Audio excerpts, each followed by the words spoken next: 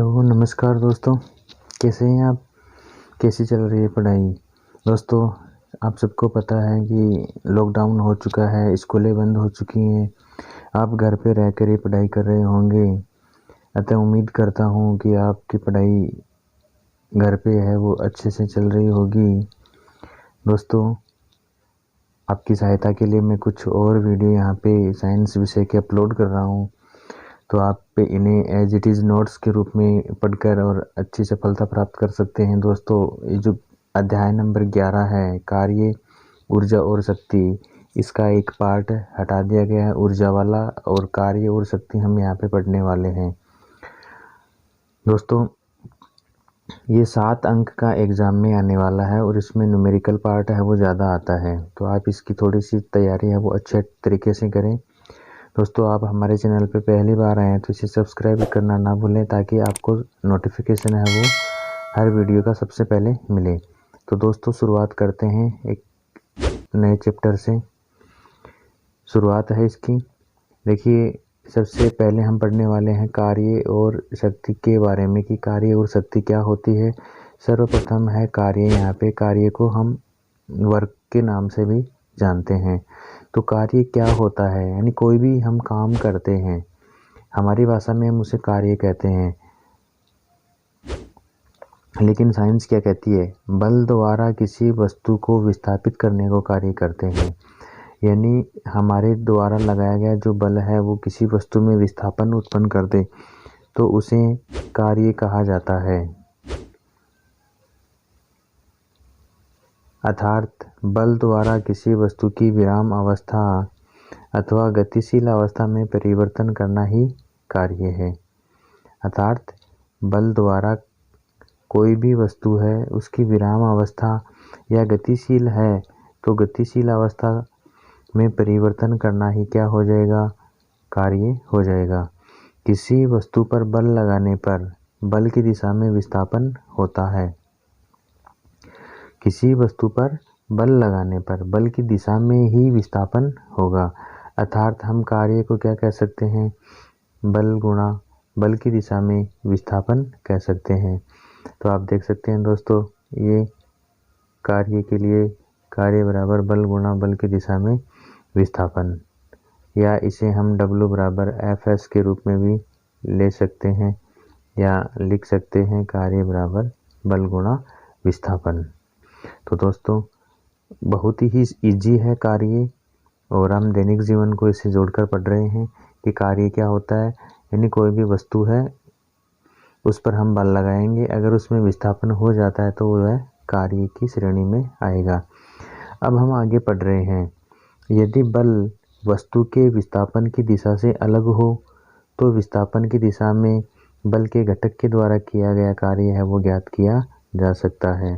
तो आप देख सकते हैं यहाँ पे जो कार्य किया गया है, यानी वस्तु के विस्थापन की दिशा से अलग हो, बल लगा रहे हैं और विस्थापन से वह किसी निश्चित कोण पे हो, तो हम उस कार्य को भी बल के घटक के द्वारा ज्ञात कर सकते हैं। जैसा कि आप यहाँ पे एक चित्र में देख रहे हैं।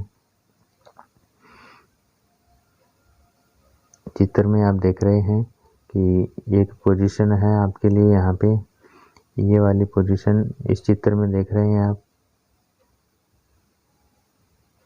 कि ये बल का एक घटक है। यहाँ पे बल की दिशा ये है, यहाँ पे प्रारंभिक बिंदु, और इससे ये विस्थापन है।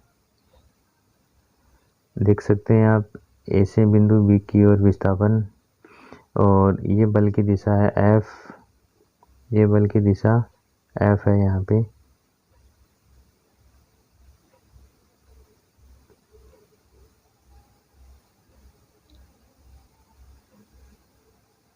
ये बल की दिशा हो गई। दोस्तों, यहाँ से विस्थापन और बल की दिशा में क्या हो रहा है? थीटा कोण बन रहा है। तो यहाँ पे विस्थापन की दिशा है वो क्षैतिज है और बल की दिशा है वो ऊर्ध्वाधर है। यह एक निश्चित कोण पे है, और यहाँ पे जो कोण होगा उसे हम थीटा के द्वारा दर्शाएंगे। किसके द्वारा? कोस थीटा के द्वारा दर्शाएंगे। यानी ये बनेगा, एक त्रिभुज की आकृति बनती है तो आपने गणित में पढ़ा होगा लाल बटा कक्का से, तो उसके आधार पर हम यहाँ पे cos थीटा लेंगे। अब देखिए कि कोई वस्तु ए बिंदु पर रखी है, बल F द्वारा B तक विस्थापित होने में वस्तु को विस्थापन की दिशा में निम्न कोण थीटा बनाती है, अर्थात W बराबर Fs cos थीटा, अर्थात हम क्या लिखेंगे W बराबर Fs cos थीटा। ये बल के घटक का एक परिमाण है। यहाँ पे इसमें हम मान रखकर बल कार्य का मान ज्ञात कर सकते हैं, और कार्य एक अदिश राशि होती है। कार्य एक अदिश राशि है। कार्य का मान धनात्मक अथवा ऋणात्मक दोनों प्रकार से हो सकता है। ऋणात्मक भी हो सकता है, धनात्मक भी हो सकता है, लेकिन दिशा कोई नहीं होती है, अदिश राशि है। जब आरोपित बल यानी लगाया गया बल वस्तु में उत्पन्न विस्थापन यानी वस्तु की दिशा में हो तो किया गया कार्य बल एवं विस्थापन के गुणनफल के बराबर होता है। तो दोस्तों इसी सूत्र को हम समीकरण के रूप में भी देख रहे हैं, और यहाँ भी देख सकते हैं आप, कोई वस्तु है, इस पर विस्थापन हो रहा है, वस्तु पे विस्थापन हो रहा है। देख सकते हैं यहाँ पे जो कार्य किया जा रहा है, ये देख रहे हैं आप कि थीटा का मान यहाँ पे क्या है, 0 है, यानी बल और विस्थापन एक ही दिशा में है, तो थीटा बराबर क्या होगा 0 डिग्री। और यहाँ पे जो कोण का मान है वो 0 डिग्री है, तो कार्य किया गया कार्य है वो अधिकतम होता है, यानी कोस थीटा बराबर यहाँ पे क्या होगा 0, और कोस 0 का मान होता है 1, तो यहाँ पे किया गया कार्य क्या हो जाएगा W बराबर Fs हो जाएगा। अब जब बल वस्तु के विस्थापन की दिशा के विपरीत हो तो किया गया कार्य क्या हो जाता है ऋणात्मक। दिशा अगर हम चेंज कर दें, बल की और विस्थापन की दिशा एक दूसरे के विपरीत हो, तो हम कह सकते हैं कि कार्य क्या हो गया ऋणात्मक। जैसे कोई गाड़ी चल रही हो, उस सामने की ओर चल रही, ब्रेक लगा रहे हैं, तो कार्य वहाँ पे क्या होगा ऋणात्मक होगा। आप देख सकते हैं यहाँ पे 180 डिग्री का कोण बनेगा, और कोस 180 बराबर क्या होता है -1 होता है। अतः हम क्या लिख सकते हैं इसको, W बराबर Fs cos थीटा। ये देख सकते हैं आप W बराबर Fs cos थीटा, और कोस का मान 180 है और 180 का मान -1 है, तो W बराबर Fs, और ये मान क्या आ जाएगा यहाँ पे ऋणात्मक मान आ जाएगा, यानी किया गया कार्य है वो क्या हो जाएगा ऋणात्मक होता है।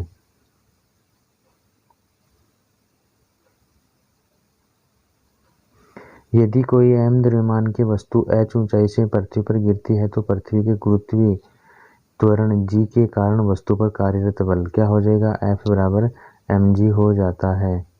F बराबर mg, यहाँ पे m वस्तु का द्रव्यमान है और g है पृथ्वी के कारण लगने वाला गुरुत्वीय बल है। तो यहाँ पे जो वस्तु पे लगने वाला बल है वो F बराबर mg के बराबर हो जाएगा। देख सकते हैं m विस्थापन s को h लेंगे हम, तो F बराबर क्या लिख देंगे mgh। ये कक्षा आपने 9th में भी ऐसा पढ़ा था। यदि किसी वस्तु पर लगने वाला बल वस्तु के विस्थापन की दिशा के लंबवत हो तो थीटा बराबर 90 डिग्री होता है, एवं किया गया कार्य 0 होगा, क्योंकि कोस थीटा बराबर यहाँ पे क्या है 90 डिग्री है, और कोस 90 का मान क्या होता है 0 डिग्री होता है। यानी आप चित्र में देख रहे हैं यहाँ पे कि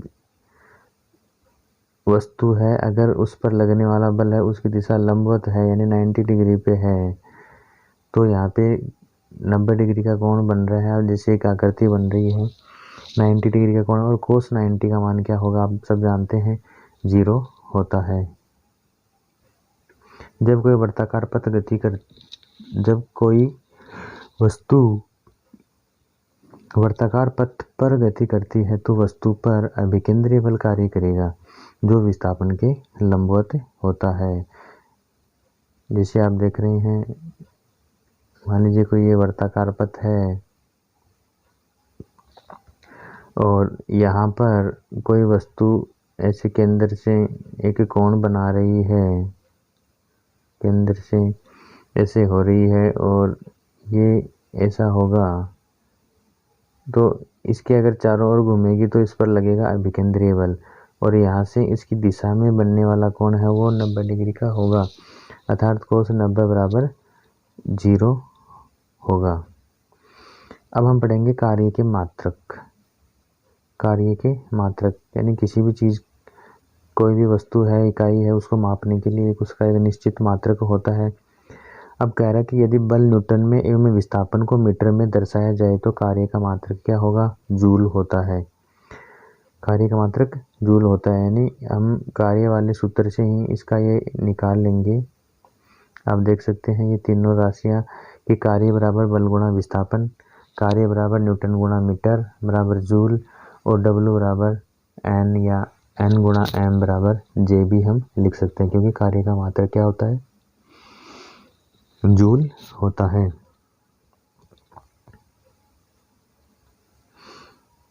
अब एक जूल की परिभाषा का हम यहाँ पे अध्ययन करेंगे कि एक जूल की परिभाषा को किस प्रकार से व्यक्त किया जाता है। एक जूल, देखिए दोस्तों, जूल की परिभाषा, किसी वस्तु पर 1 न्यूटन का बल लगाया जाए तो वस्तु 1 मीटर विस्थापित हो तो किया गया कार्य 1 जूल होगा।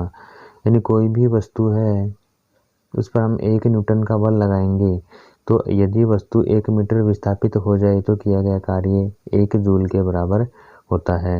अब यहाँ पे हम कार्य के अन्य मात्रक भी पढ़ेंगे। कार्य के अन्य मात्रक, यदि बल को हम डाइन में लें एवं विस्थापन को सेंटीमीटर में लें तो कार्य का मात्रक क्या हो जाएगा? अर्ग हो जाएगा। आप देख सकते हैं यहाँ पे कार्य का मात्रक क्या होगा? अर्ग होगा।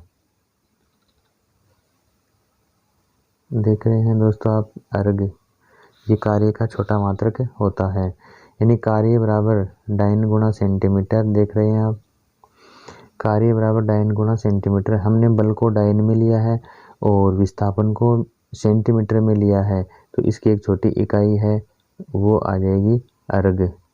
ये अर्ग आ गई।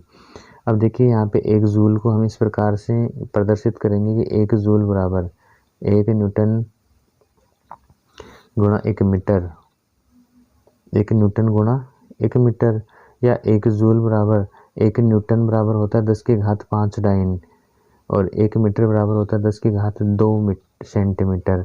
तो कुल जो मान है वो 10 की घात 7 अर्ग यहाँ पे आने वाला है।